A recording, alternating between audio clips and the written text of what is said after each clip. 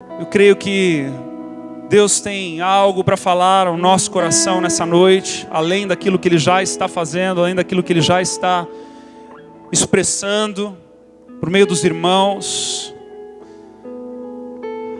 Louvado seja o Senhor. 1 Coríntios capítulo 15. Aleluia, Jesus.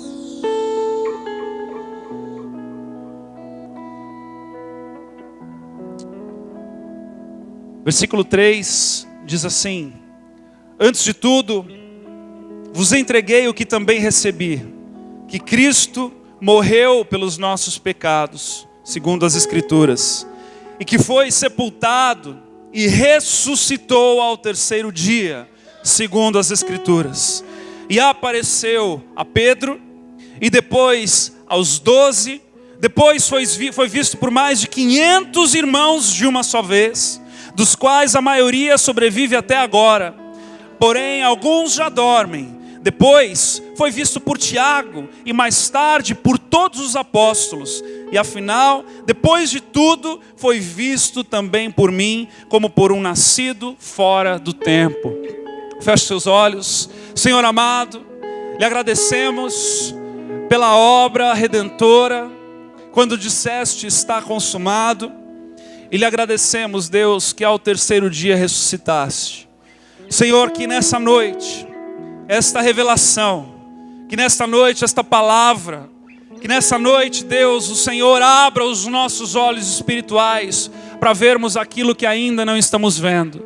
Senhor Deus, que as tuas doutrinas, que os teus ensinamentos, que a tua palavra, Senhor, se faça luz para o nosso caminhar.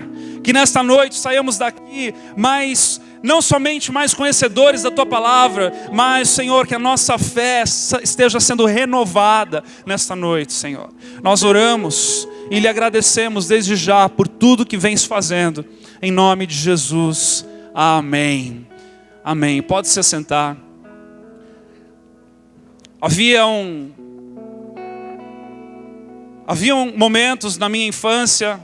Nasci e cresci em São Paulo, morei em vários prédios diferentes e algumas vezes nós nos mudávamos para alguns prédios, dos quais haviam prédios sendo construídos ao lado. E antes mesmo de qualquer edificação aparecer aos olhos daqueles que passam na rua, haviam aquelas máquinas de estabelecer fundamento, chamadas de bate-estaca. E amados, como era horrível tentar dormir com uma bate-estaca do teu lado, batendo aquelas vigas de aço para baixo, e o prédio do lado ecoando entre os prédios, aquele barulho, parece que entrava na janela, entrava no âmago do tímpano, saía pelos poros da pele e voltava de novo, porque era muito alto. E aquilo acontecia justamente para que qualquer fundação fosse erguida após aquele momento, onde aquelas estacas que iam para dentro da terra eram estabelecidas ali, então uma fundação sólida, algo da qual era possível edificar qualquer coisa em cima dela.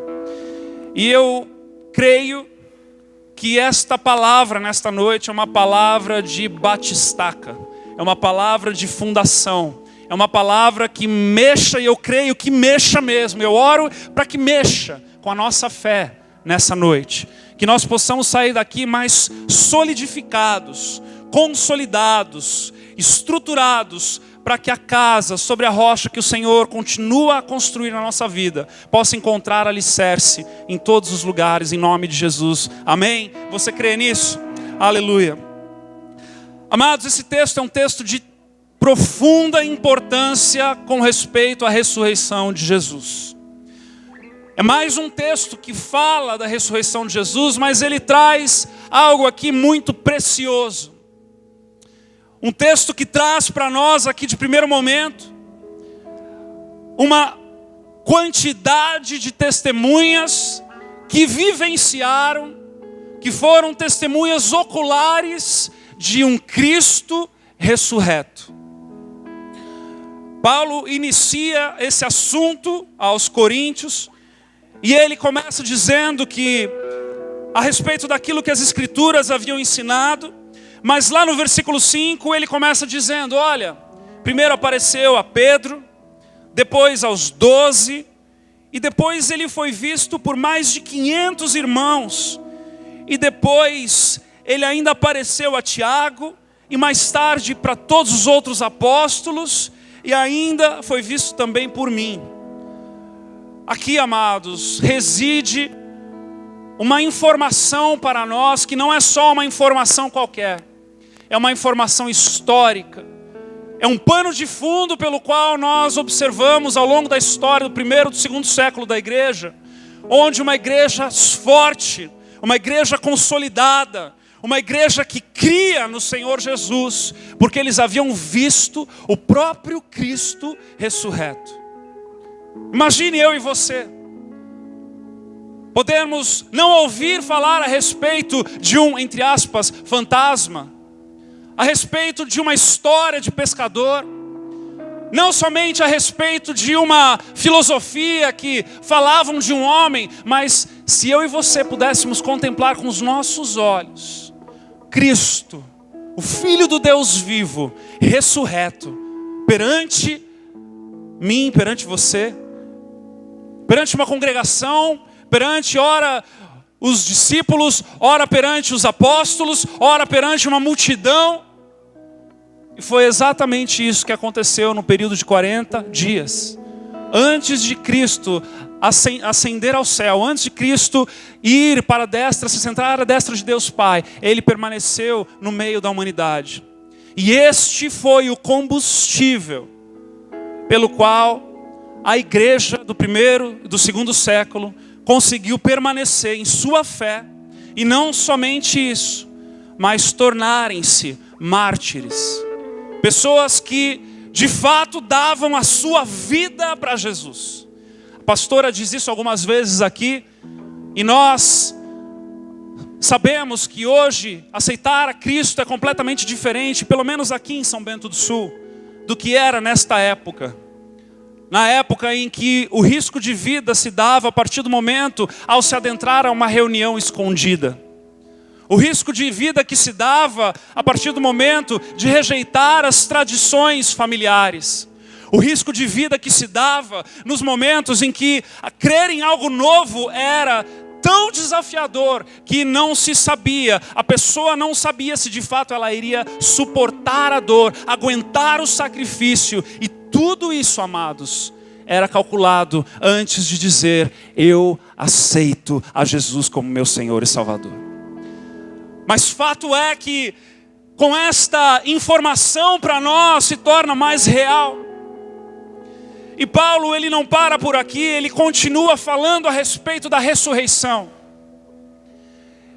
E por que é que eu digo que nessa noite eu creio que o Senhor vai bater estaca na nossa fé? Porque nós precisamos ter a convicção da importância de crermos na ressurreição de Jesus para a nossa fé. Nós precisamos entender qual é o valor de acreditar que Cristo ressuscitou. Paulo então continua nesse mesmo capítulo, lá no versículo 12, leia comigo. Ele continua dizendo, ora, aqui ele está combatendo, amados, obrigado querido, aqui ele está combatendo um momento onde a igreja de Corinto não estava verdadeiramente crendo na ressurreição de Jesus por algum motivo aqui em específico. Então ele vem trabalhar esse ensinamento e ele começa então dizendo no versículo 12, ora, se é corrente pregar-se que Cristo ressuscitou dentre os mortos, como pois afirmou algum dentre vós que não há ressurreição de mortos? Como é que alguns de vocês estão falando que não tem ressurreição? Ele começa combatendo. Ele diz, se há ressurreição de mortos, se não há ressurreição de mortos, então Cristo não ressuscitou.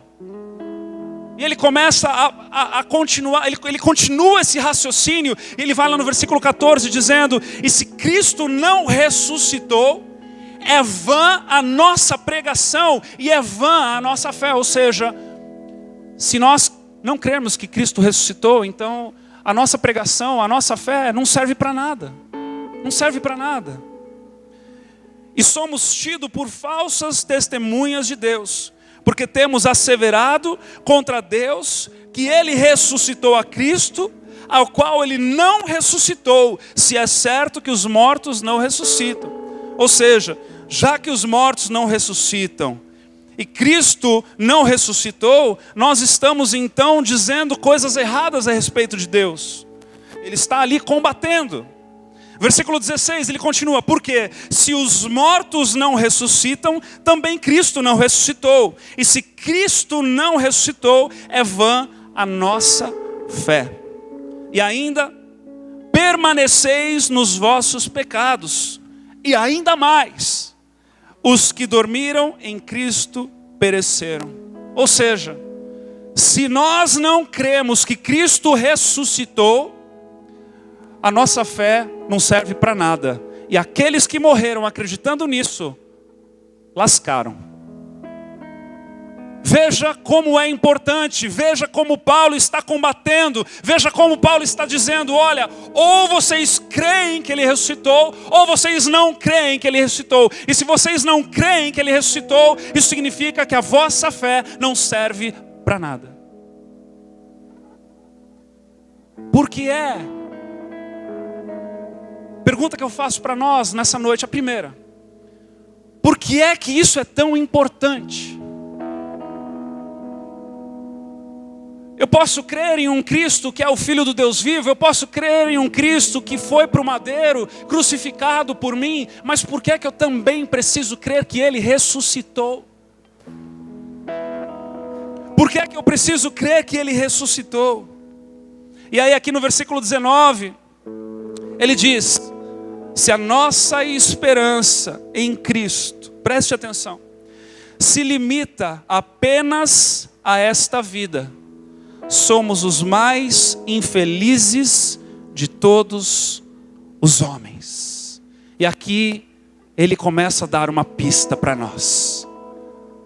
Aqui ele começa a esclarecer algumas coisas, aqui ele começa a esclarecer alguns pensamentos, aqui ele começa a fundamentar alguma coisa depois de tantas perguntas, depois de tantas negações e afirmações.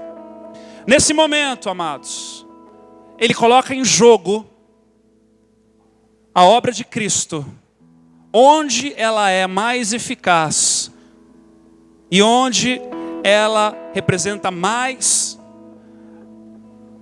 nesta frase: se a nossa esperança em Cristo se limita apenas a esta vida, somos os mais infelizes de todos os homens. Quando nós nascemos, enquanto criança, somos apresentados a histórias lúdicas, a histórias que são fictícias, não são reais. Conhecemos histórias de príncipes e princesas, onde sempre no final se diz: e viveram felizes para sempre.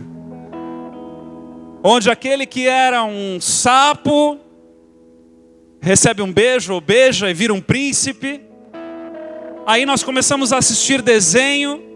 Eu sou da época do Pica-Pau. O passarinho imortal. Não é verdade? Ninguém mata esse passarinho.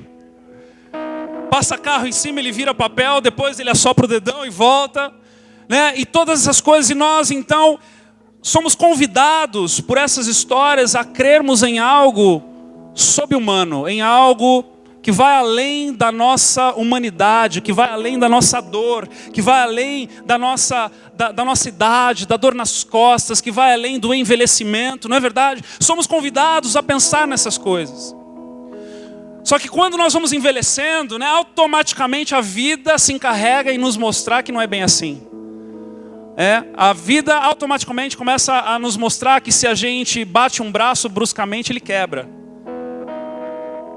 A vida começa a nos mostrar que se nós tomamos escolhas erradas, nós ficaremos entristecidos. A vida começa a nos mostrar coisas que às vezes parece que quando alguma coisa de errado ou um vaso quebra, é tão difícil, às vezes é impossível remendá-lo e colocá-lo de volta como era antes. E a vida, ela vai se encarregando a mostrar para nós a respeito da nossa humanidade.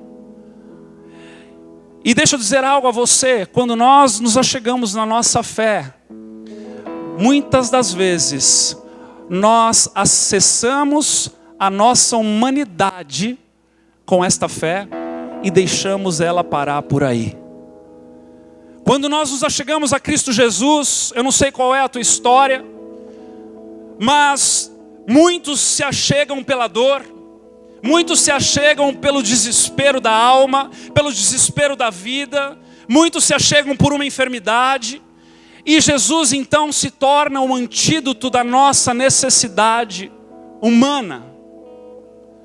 Mas Paulo está dizendo, olha, se nós cremos na ressurreição, presta atenção, tem muito mais do que isso. Se nós cremos na ressurreição, a nossa esperança em Cristo não deve se limitar apenas a esta vida. Se nós acreditamos que Cristo é Cristo ressurreto, se nós acreditamos que Cristo ressuscitou dentre os mortos, há algo muito mais profundo que eu e você precisamos entender e ter como fundamento na nossa fé, para que Cristo não seja somente uma aspirina para a nossa dor momentânea.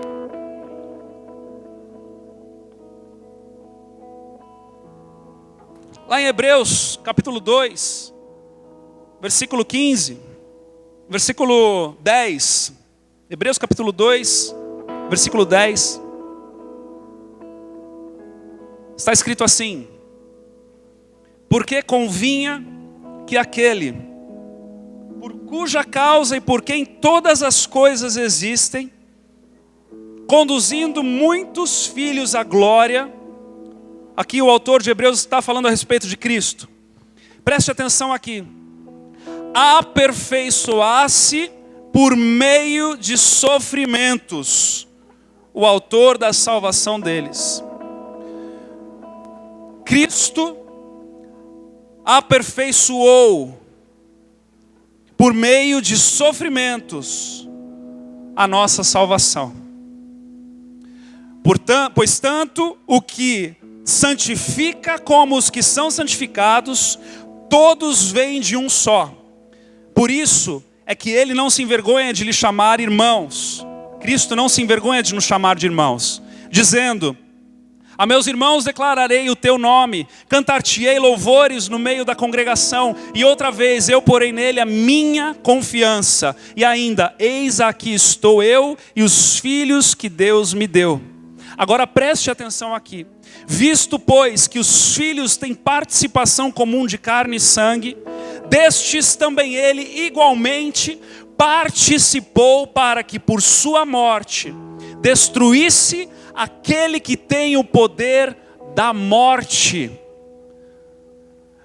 Para que por sua morte destruísse aquele que tem o poder da morte, a saber, o diabo, e livrasse todos que pelo pavor da morte estavam sujeitos à escravidão por toda a vida. Sabe o que esse texto está dizendo para nós? Que aquele que crê em Jesus, aquele que crê num Cristo que ressuscitou, aquele que crê num Cristo que venceu a morte, não está mais sujeito a uma escravidão por toda a vida. Ou seja, não tem mais medo da morte. Quando eu e você cremos na ressurreição de Cristo Jesus, nós não tememos mais a morte, porque Ele venceu a morte. Quando Ele ressuscita, Ele vence a morte. Amados, esta revelação é uma revelação da qual, quando nós nos deparamos com ela, a nossa visão, os nossos óculos, a nossa perspectiva muda completamente. Porque nós não mais padecemos no envelhecimento, nós não mais padecemos no sofrimento, Nós não mais padecemos na falta, mas nós temos uma esperança que vai além de todas essas coisas. Nós temos uma esperança, uma fé fundamentada, consolidada em uma expectativa de uma ressurreição.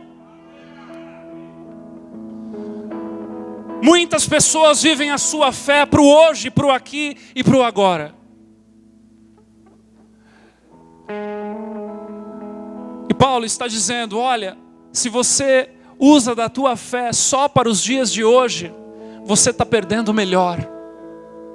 Se você usa da tua fé só para resolver os teus problemas momentâneos, você está perdendo o melhor. Porque a obra de Cristo não é só na cruz, mas é na ressurreição também. E Paulo está dizendo ali, veja só, voltando para 1 Coríntios 15, continuando no versículo 20, diz assim: de fato, Cristo ressuscitou de entre os mortos, sendo Ele as primícias dos que dormem. Sabe o que isso significa? Que Ele é o primeiro que ressuscitou. E quando nós entendemos que Ele é o primeiro que ressuscitou, sabe que nós entendemos, consequentemente, que outros ressuscitarão também? Ele é a primícia dos que dormem, visto que a morte veio por um homem. Também por um homem veio a ressurreição dos mortos. Porque assim como em Adão todos morrem, assim também todos serão vivificados em Cristo. Eu e você seremos vivificados em Cristo. Eu e você devemos, preste atenção no que eu vou te dizer, que a tua fé seja multiplicada nessa noite, em nome de Jesus. Eu e você, quando nos achegamos a Cristo, devemos olhar, não para Ele aqui e agora, devemos olhar para Ele no contexto de eternidade. Devemos olhar para Ele em um lugar onde Ele será o próprio sol da justiça. Devemos olhar para Ele num lugar onde as ruas são de ouro. Amados, aquilo que é sabedoria humana é loucura para Deus, é loucura para o homem. Sabe por quê? Porque Deus faz a sua obra-prima com o barro, eu e você, e Ele usa do ouro para fazer rua no céu. O nosso Deus é um Deus de eternidade. Sabe aquele momento dos filmes hollywoodianos que sempre acaba num aeroporto? Que tem um noivo ou a noiva, está ali tentando tomar decisão, e o outro sai correndo para o trânsito de Nova York, né? Quantos filmes não acabam iguaizinhos, né?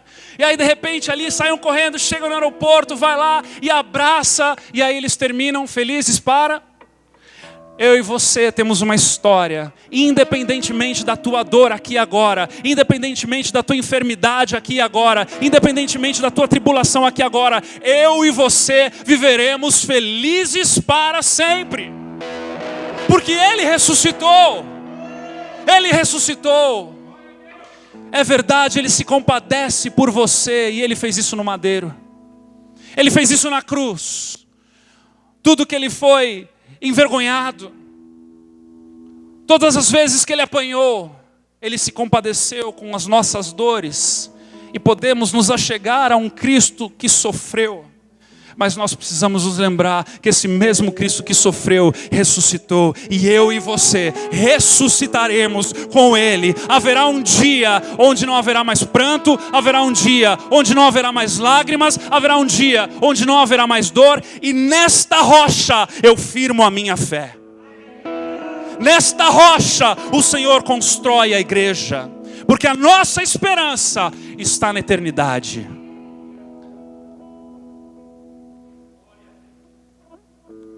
Ele pode te curar de uma dor de cabeça, mas pode ser que ela volte. Ele pode te curar de uma enfermidade, e pode ser que ela volte. E se Ele quiser, pode ser que ela nem volte. Ele pode te dar um bom trabalho, e Ele faz isso. Ele cuida dos seus. Ele nos vê como a menina dos seus olhos. Mas a nossa fé, aquela fé que é inabalável, aquela fé que é dos mártires, aquela fé que é inegociável, aquela fé que é sólida, é uma fé de eternidade. E essa é a fé da ressurreição, quando eu e você cremos que ressuscitaremos com Ele, e os melhores dias estão por vir, e não serão nessa terra. Tem alguém aí? Não será nessa terra. Não será nessa terra. Versículo 26, o último inimigo a ser destruído é a morte, e ela será destruída. A morte será destruída. Pode ser que hoje ela ainda tenha poder sobre nós, mas haverá um dia que ela não terá mais. Ela não terá mais poder sobre mim e sobre você. Ela não terá mais poder sobre a igreja. Ela será destruída. A morte, junto com a enfermidade, junto com a tristeza, junto com a depressão, tudo isso será destruído. E é nisso que eu creio, é nisso que eu firmo os meus pés, e eu creio no Senhor Jesus. Ele ressuscitou, Ele ressuscitou, Ele ressuscitou, Ele ressuscitou, e nós ressuscitaremos com Ele. Nós ressuscitaremos com Ele. Versículo 53 do mesmo capítulo de Coríntios. Porque é necessário que este corpo corruptível... Se você tem intimidade com a pessoa do seu lado assim, bem de boa, dá uma beliscadinha de leve nela. Esse corpo aí corruptível. Se você não tem intimidade, pelo amor de Deus, não faça isso. É necessário que este corpo corruptível se revista da incorruptibilidade, e que o corpo mortal se revista da imortalidade. Olha a obra de Deus sobre nós, sobre a humanidade. E quando este corpo corruptível se vestir de incorruptibilidade, e o que é mortal se revestir de imortalidade, então, diga então, igreja, se cumprirá a palavra que está escrita, 2 pontos, tragada foi a morte pela vitória. Onde está a morte, a tua vitória? Onde está a morte, a tua vitória? Tragada será a morte pela vitória. Tragada será a morte pela vitória, e toda a sua caca e sujeira junto. É nisso que nós cremos, igreja. É numa visão de eternidade. É quando nós fechamos os nossos olhos e nós contemplamos. É quando o ouro, a prata, as riquezas desse mundo vão embora, não batem mais na porta do coração. É quando os desejos carnais e pecaminosos são esquecidos momentaneamente, e nós conseguimos contemplar a grandeza da obra de Deus na humanidade. E eu e você podemos então, parece que quase sentir o cheiro do céu, da Nova Jerusalém, porque nós sabemos que a morte será tragada. Eu decido firmar a minha fé nisso. Eu não estou mais nem aí com essa fé barata de enriquecimento rápido nesse planeta, não. Eu não estou mais nem aí com essa fé barata de resolver os problemas momentâneos como aspirina. Sim, Deus ama, não me leve a mal. Mas o fundamento da minha fé precisa ir mais para baixo, precisa estar mais solidificado, precisa estar mais alicerçado. Eu não posso ser como uma criança movida a ventos de doutrina. Eu preciso estabelecer um firme fundamento, que é o Cristo Jesus ressuscitado. Essa é a igreja que Jesus vem buscar. Qual é a diferença daqueles que sofreram pelo nome de Cristo, aqueles que foram martirizados pelo nome de Cristo, aqueles que abandonaram as coisas desse mundo e se engajaram veementemente para as coisas de Deus? A diferença dessa geração, será que é a revelação da ressurreição? Eu pergunto isso para mim e para você. Sim, nós devemos e podemos viver uma vida digna, mas onde está o nosso coração, igreja? Onde está a fundação da nossa fé? Onde está a verdadeira construção da qual eu e você ficamos de pé quando adoramos o Senhor e dizemos: eu te dou o ouro, eu te dou a prata, tu és mais valioso do que a mim? Tragada foi a morte pela vitória. Onde está, ó morte, a tua vitória? Onde está, ó morte, o teu aguilhão? O aguilhão da morte é o pecado, e a força do pecado é a lei. Graças a Deus que nos dá a vitória por intermédio do nosso Senhor Jesus Cristo. Ele nos deu a vitória, e é por isso que nós celebramos a ressurreição, porque a vitória já nos está dada. Ainda que a morte esteja por aí fazendo pirraça, haverá um dia em que ela será destruída, e eu estarei lá para ver isso, porque eu estarei glorificado, ressurreto com Cristo, junto com você e com a igreja, com a noiva do Senhor Jesus. Eu creio nisso. Eu vivo os meus dias crendo nisso. Eu solidifico a minha fé crendo nisso. Eu visto os meus óculos de fé vendo por meio disso. E deixa eu te dizer algo, quando isso acontece, tudo muda. Tudo muda. Toda a perspectiva de olhar para o mundo muda. Porque deve haver propósito eterno nas coisas que eu estava outrora vendo de forma carnal. Agora os meus olhos espirituais veem de uma perspectiva não mais terrena para o terreno, mas agora celestial para o terreno. E coisas que eu dava valor, agora eu não dou mais valor. Coisas que outrora eu não dava valor, agora eu dou valor, porque as coisas mudam. Porque há uma fundação nova. Há uma forma nova de viver a vida. Há uma forma nova de usar os recursos, pastora Sheila. Há uma nova forma de usar do tempo precioso. Há uma forma nova de estar em família. Há uma forma nova de valorizar coisas e coisas. E quanto maior for a tua revelação da ressurreição de Cristo,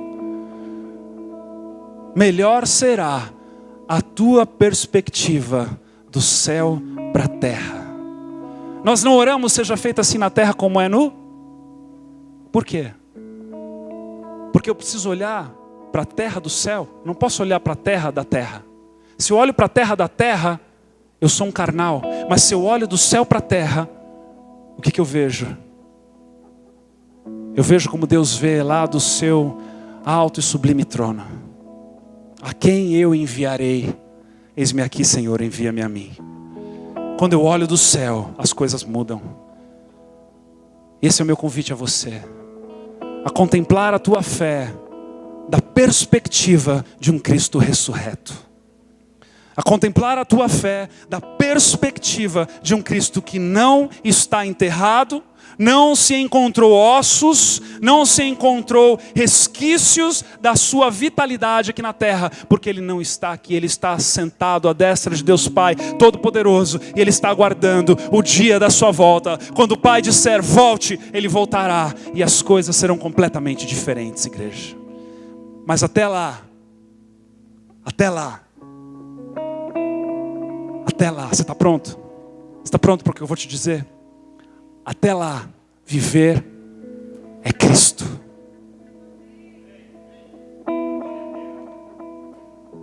O que é viver é Cristo? Conduzindo muitos filhos à glória, aperfeiçoar-se por meio dos sofrimentos. Viver é Cristo. Seja o que você estiver passando, agarre-se ao Senhor e seja aperfeiçoado por Ele. Se Ele decidir te curar, se Ele decidir atender a tua oração, glória a Deus, glória a Deus. E eu vou impor as mãos sobre você e eu vou orar com fé por você. Mas se Ele decidir não atender as suas orações, glória a Deus, glória a Deus. Eu vou continuar impondo as mãos sobre você e orando com você, mas glória a Deus sobre todas as coisas. Porque enquanto isso, eu estou vivendo Cristo. Cristo acordava e ia para onde? Eu olho para a cruz, e para a cruz eu vou, do seu sofrer participar, sua obra vou cantar, do seu sofrer participar, em direção à cruz, porque viver é Cristo. Viver é Cristo. Mas deixa eu te dar boas novas aqui nessa noite. Morrer é lucro. Alguém aqui já fez algum tipo de investimento? Sabe quando você pega um dinheiro, você coloca no banco, você coloca em algum investimento, qualquer coisa, e daqui a pouco você pega de volta e tem um lucro, um dinheiro que rendeu para você, do qual você não precisou trabalhar, você recebeu daquele lucro, porque o teu dinheiro estava depositado ali. Veja, nós não trabalhamos o quanto Cristo trabalhou, mas quando nós nos depositamos em Cristo Jesus, Ele gera o próprio lucro por meio de nós. E quando morrer, deixa eu dizer a você, quando você e eu morrermos, aí sim será lucro. Não queiramos nós resgatar este lucro antes do tempo. Não queiramos nós resgatar a nossa aposentadoria celestial antes do tempo. Vamos viver Cristo. Vamos sacrificar. Ah, pastor, mas eu já fiz tanto para a igreja. Esse fim de semana, nós estávamos de férias e eu ouvi o testemunho de um homem que disse assim: eu não gosto de igreja. Ele disse para mim, depois que eu me apresentei como pastor, veja a receptividade incrível desse homem. Ele chegou para mim e ele falou assim: eu não gosto de igreja, porque meu pai deu a vida dele para a construção de uma igreja e hoje ele não tem direito a um teto para morar. Sabe o que eu pensei comigo mesmo? Não fui tão direto com ele, porque ele era um pouco mais forte que eu, sabe como é que é, né? Não conhecia ele direito. Mas eu pensei, o pai dele ainda não ressuscitou. O pai dele ainda não viu o lucro do investimento da vida que ele colocou. E aqui, amados, eu não estou falando de dinheiro não, eu estou falando de uma vida dedicada ao Senhor. Eu estou falando de uma vida que é Cristo, para que o morrer seja lucro. O pai deste homem ainda não contemplou com seus olhos aquilo que as suas mãos, que o seu coração, que a sua vida se dedicou em fazer. Então não queira você achar que você vai ser recompensado aqui na terra, porque viver continua sendo Cristo, mas o morrer. Será que eu e você temos a revelação da alegria que vai ser no dia em que passarmos dessa para melhor? Viver é Cristo, mas morrer é lucro. Que a tua fé esteja mais do que haverá de ser na tua morte do que enquanto na tua vida. Será que a gente consegue chegar aí? Será que a gente consegue fundamentar nossa fé a partir daí? A partir de uma eternidade? Ou será que a gente não crê direito nessa tal de eternidade? Será que a gente não crê direito nessa tal ressurreição? Me diga com que prisma você vê a vida, e eu te direi com que fé você usa na sua ressurreição por meio da de Cristo. Eu disse que hoje era uma noite de bate-estaca, amém? Eu creio que o Senhor está batendo algumas estacas aqui nessa noite. Está fundamentando algumas fés aqui nessa noite, algumas pessoas, algumas convicções nessa noite. E eu creio e oro em nome de Jesus, que cada vez mais a nossa fé esteja firmada naquilo que os olhos não veem. Em nome de Jesus.